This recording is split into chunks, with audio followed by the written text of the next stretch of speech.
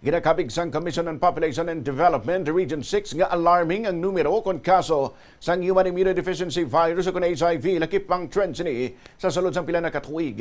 Base sa data nagparay ng pagsaka sang HIV cases sa Western Visayas sang nagligad nga mga tuig sa diin 627 kaso sang 2017, 748 sang 2018, 795 sang 2019, 623 sang 2020, 954 sang 2021. Naglabot sini sa 1,091 sang 2022 kag 1,130 naman sang 2023. Sa interview sang Bombo Radyo kay Harold Alfred Marsal, ang Regional Director sa mga opisina, iginpahayag sa piyak sa sining nga numero, mas manubo pa ini nga kaso kuno ibanggit sa iban nga riyon sa pungsod. Sunod kay Marshal sa subong kinahanglan sa rehiyon sang dugang nga interventions kag mga programa agud mapungan ang panay nga pagsaka sang kaso sang mga magpositibo amo man ang pag-engganyo sa mga pumuluyo nga magpaidalom sa testing. Gin-emphasize si Marshal nga kinahanglan ang mas agresibo nga kampanya kag suporta para mapungan ang posibilidad sa pagtaas pa sang kaso sa masunod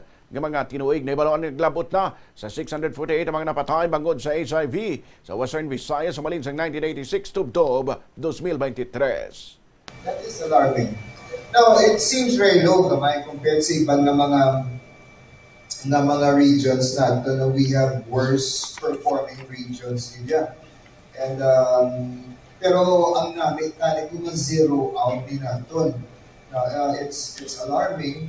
The Commission on Population and Development pupun ini siya sa ating mga thrust of providing information and perhaps policy advocacy in preventing or reversing ang trends sa HIV.